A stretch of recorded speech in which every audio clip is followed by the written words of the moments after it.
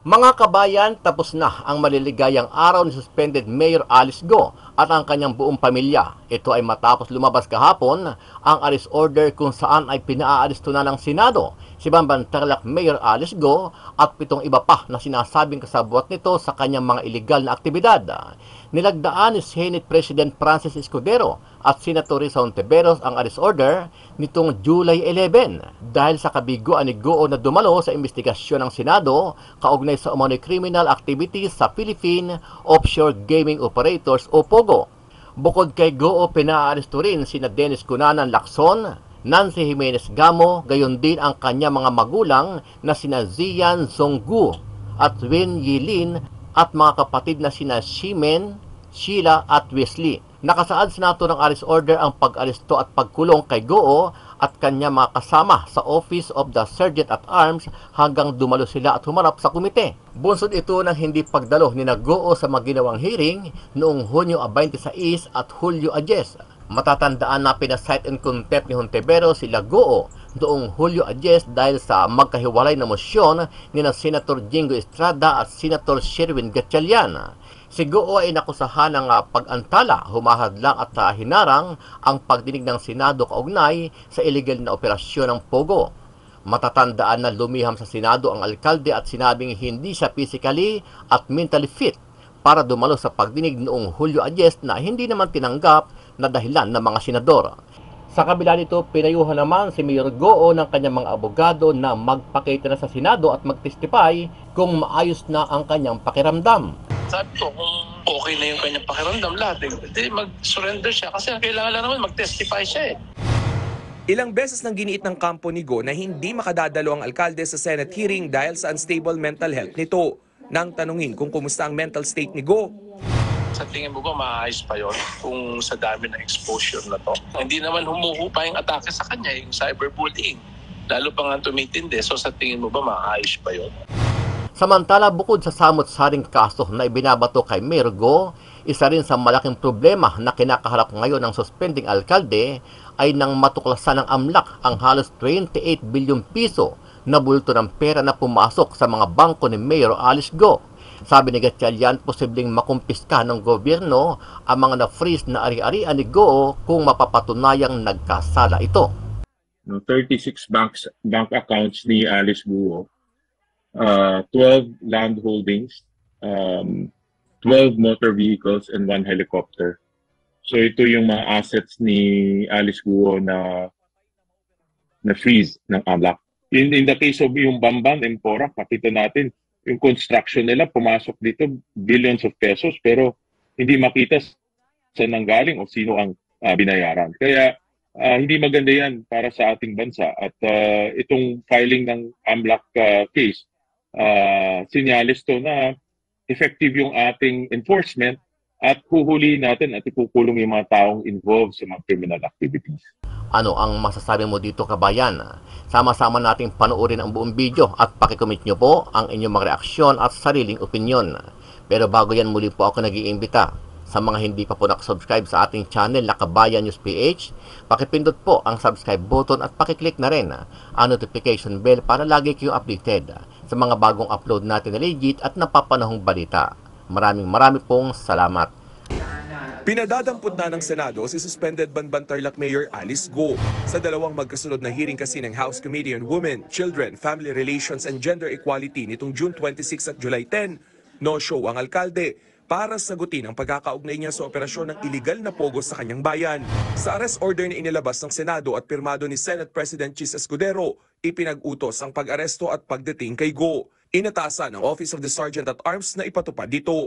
Bukod kay Go, may arrest order din para sa 7 iba pa, kabilang ang ama, 3 kapatid at ang umano'y ina ni Go na si Wen Hilin. Kasama rin ang dating accountant ni Go na si Nancy Gamo at Dennis Cunanan na representative umano ng Bamban Pogo. 4 na teams ang pinadala ng OSAA para maghain ng arrest order. Sa isang pahayag, sinabi ni Senator Risa Hontiveros na unang hakbang pa lang ang arrest order para mapanagot si Go sa batas. Maghihintay daw sila sa Senado hanggang sa dumalo si Go sa susunod na pagdinig, pati na ang iba pang na-cite in contempt. Ayon sa abogado ni Go na si Attorney Stephen David, nasa Pilipinas pa rin daw ang alkalde at pinayuhan niyang humarap na sa Senado. Wala pang hiningi ko sa AMLAC yung exact amount pero hindi pa lumalabas eh. I'll text it to you later on. Hinihingi ko direct siya sa uh, AMLAC. Pero so far, ang mga na freeze no, 36 bank accounts ni Alice Guo, 12 land holdings, 12 motor vehicles, and 1 helicopter. So ito yung mga assets ni Alice Guo na freeze ng AMLAC. In fact, matagal na namin hiningi itong detalye at matagal na namin pinapressure sila to file even during the beginning of the hearing, which is early May. Inaano na namin sila, pinapressure na namin i-file yung AMLAC case kasi hindi namin ma-disclose sa committee. If you remember, hindi namin ma-disclose sa committee until ma-file at until mag-rule yung Court of Appeal. Nasa CA kasi ito eh. So, if, in other words, mas mataas yung requirement para humingi ng freeze order. So, final nila ito kahapon. Nakita nga namin na 36 bank accounts. Biro mo, isang tao, 36 bank accounts. 12 land holdings, 12 motor vehicles, and 1 helicopter in the freeze. And then aside from that, meron pang mga bank accounts ng mga corporation. I shared with yung listahan ng corporations. At yung mga individuals kasama doon yung mga fugitives na partners ni Alice Guo. So lahat yun na freeze. And gagawin ko na lang next hearing, ipapa-explain ko sa kanila yung amounts na freeze per person. Kasi binigay nila sa amin yung amounts. At malaking amounts talaga. We're talking about billions. No? In a span of 3 years, billions yung pumasok sa accounts ni Alice Guo. Pero if you look at their corporations, kaya nga, di ba binabalikan natin during the hearing corporations, pag tinignan natin corporations niya, both the income statements and the statement of cash flow, walang billions. Puro hundreds of thousands lang. Kaya nagtataka nga kami, paano nagawa yung Bambang Pogo Hub, no, na ang halaga 6 billion, pero hindi lumalabas sa any of their financial statements. Kaya maganda itong AMLAC report. In fact, itong AMLAC report, napakahalaga ito dahil dito natin makikita na yung pera na nanggagaling sa iba't ibang lugar, pumapasok sa bank account ni Alex Guo in the amounts of billions, tapos lumalabas to sa iba't ibang individuals at corporations, particularly dito sa pagsasagawa o pagpapatayo ng Pogo Hub sa Bamban. Sir, what's the significance na na-freeze po itong mga assets and accounts na ito? Okay. Yung pag-freeze ng mga assets and accounts, ang ibig sabihin dito, hindi ma-justify ni Alice Guo saan nagagaling yung pera niya. Diba merong pag nagde-deposit ka o kung nagtatransact ka with the banks, pag 500,000 and above, rinireport yan kaagad sa AMLAC. Pag suspicious, rinireport rin. So, ang ibig sabihin dito, kung meron kang transaction sa bangko na hindi mo ma-justify kung saan ang gagaling yan, whether sale, whether dividendo, whether passive income, kaagad suspicious yan, ina-alert na kaagad yung AMLAC. In this particular case, hindi ma-justify ni Alice Guo saan nanggagaling yung pera niya. Kasi nga, pag tinignan mo yung income statement niya, lugi yung kanyang mga corporation. So, sabi rin ng AMLAC, pareho sa findings namin, na hindi niya ma-justify kung saan nanggagaling.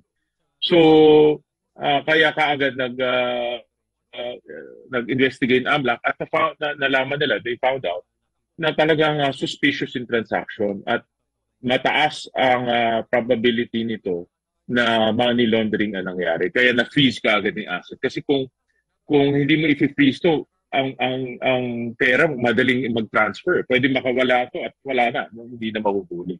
So kaagad na-freeze to ng Court of Appeals.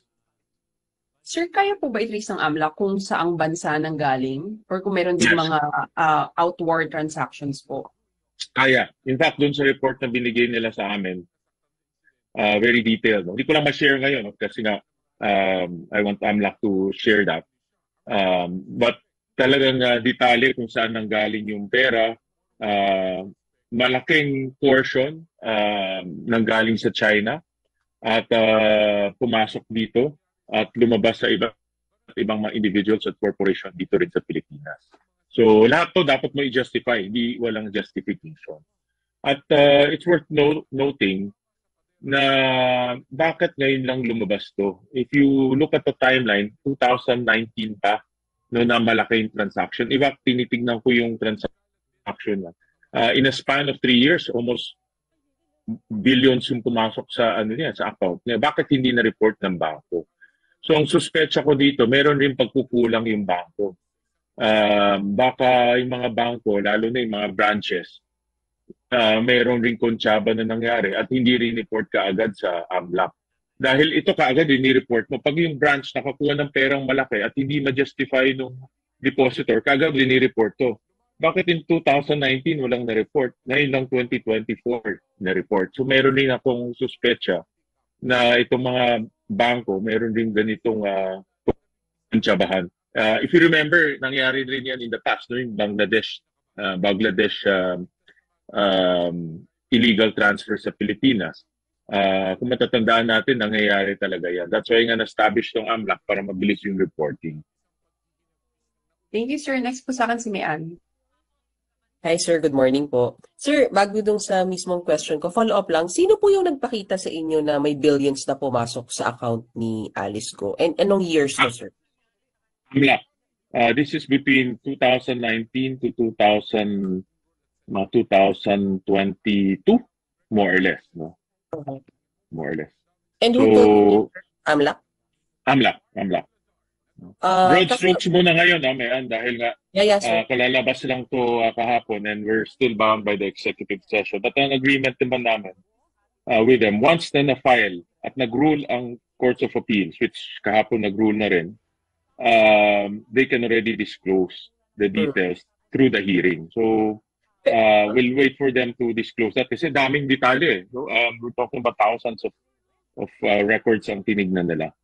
Sir, yung they showed you about billions of pesos na pumasok sa bank accounts niya, kahapon lang to, sir, o matagal na habang binibuild up nila yung kaso? Matagal na itong pinakita. Hindi lang namin masabi nga because of the ongoing investigation.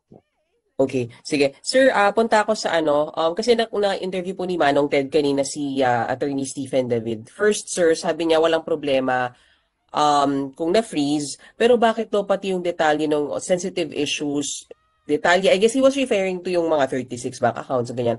Bakit daw nilabas pa yon? Violation na raw yun ng right ni Mayor Go. Sabi niya, hindi ko maintindihan anong logic unless gusto mo ng publicity trial. And if so, ganun daw ba kahina yung kaso nyo para kailangan nyo pa na idama yung public sa mga ganitong, ilabas yung ganitong mga sensitive na mga detalye, sir? Yung kaso na ifinal sa Courts of Appeals forms part of public records yan. In fact, anyone can get yung petition ng AMLAC sa CA. So, yung petition na yan will contain everything. The number of bank accounts, the asset, even the amounts. At yan forms part of public records kasi final na eh. Kaya nga inantay muna ng Senado na i-file at inantay rin ng Senado magkaroon ng ruling. Dahil kung wala naman ruling ang CA, ibig sabihin walang probable cause. So may ruling na at merong yung records na sa CA na. So anyone can ask for those records, no? Dahil nga it forms part of public records na. So kasama din yung bank accounts, kasama din yung amounts. I just don't have the amounts right now. Pinapakuha ko pa yung petition, but may mga advance info na kami na nakuha about itong petition. Oo. Sir, sabi ni Attorney Stephen David, baka naman daw malabo yung kaso nyo kaya ginagawa ng public para sa trial na ito. Kasi kung confident daw kayo sa malakas ang kaso nyo, hindi na kayo hihingi ng saklolo sa public, meaning hindi na kayo maglalabas ng mga detalye sa public.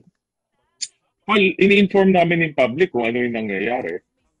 Like for example, itong AMLAC case, we're informing the public na merong AMLAC case kasi matagal na rin namin sinasabi to, the second hearing pa lang, lumalabas na yung money laundering. If you remember, linabas rin yung dalawang partners ni Alice Go na na aresto sa Singapore because of money laundering. That's $2 billion of money laundering. Kaya maaga pa lang meron na kaming nadidetect ng money laundering. Hindi lang namin malabas yung detalye because ongoing na investigation. But since official na ngayon, at hindi lang official, may ruling pang CA, so pwede nang ilabas yung detalye for public information and public consumption. Sir, compliance meaning yung mga alerts, hindi nagagawang Yes. ibigay agad ng branches dun sa headquarters? Correct. Tama ka doon. Yung mga reporting, mga alerts, like yung suspicious transaction, pag nakita mo, nag-deposit to ng 100 milyon pero hindi alam kung saan nanggaling, i-alert mo na yung AMLAC na nag-deposit tong tao 100 milyon pero hindi niya ma-report kung saan galing.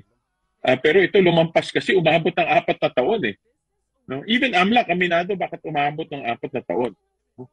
So that's why titignan ako personally, titignan ko itong angulo na ito at para mahinto na yung money laundering sa ating bansa.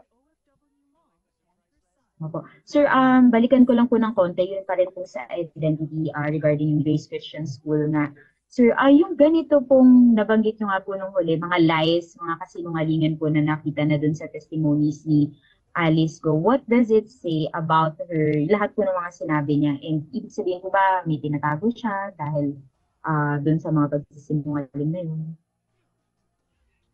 Nakakakilabot nga yung kanyang buhay eh. Pag iisipin mo, sa Senate, nagsinungaling siya ilang beses, 2 beses sa hearing.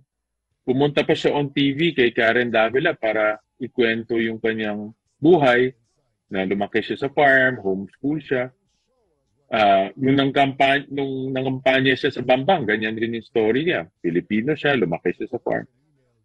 Pero ngayon, nalaman na natin lahat na walang katotohanan doon. Nag-aral siya sa isang formal school. Hindi ito maliit na school, malaking school to. Kilala sa Filipino-Chinese community. Parehong school pa kami, Christian High School. At walang teacher Rubilin. May mga formal teachers din siya. So talagang makikita mo na itong taong to hindi ordinaryong tao dahil bawat segundo nagsisinungaling siya. No? At bawat galaw niya kasinungalingan dahil sasabihin niya Pilipino yung kanyang ina pero hindi naman totoo.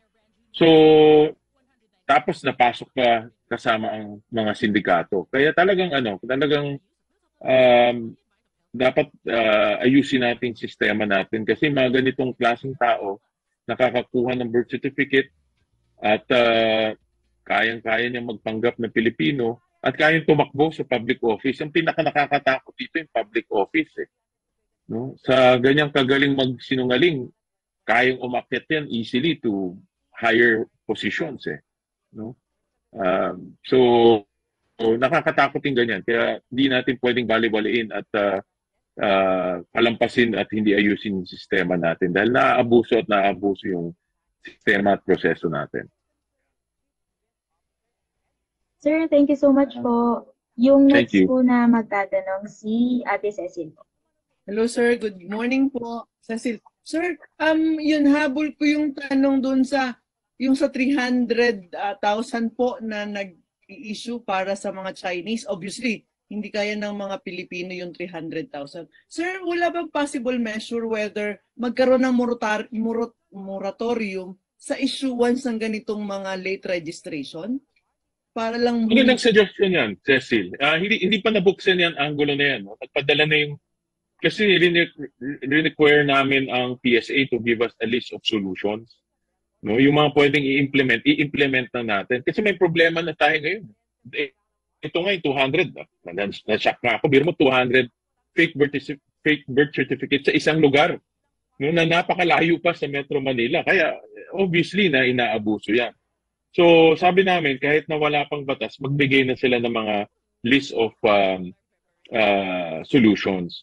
Pero dapat ayusin yung proseso. No? For example, may isa sa mga proposal ay bigyan sila ng administrative powers over the civil registry. Para yung civil registrar matakot at pwedeng maimbestigahan ng national. No? So, yun yung nakikita namin isa sa mga reforma.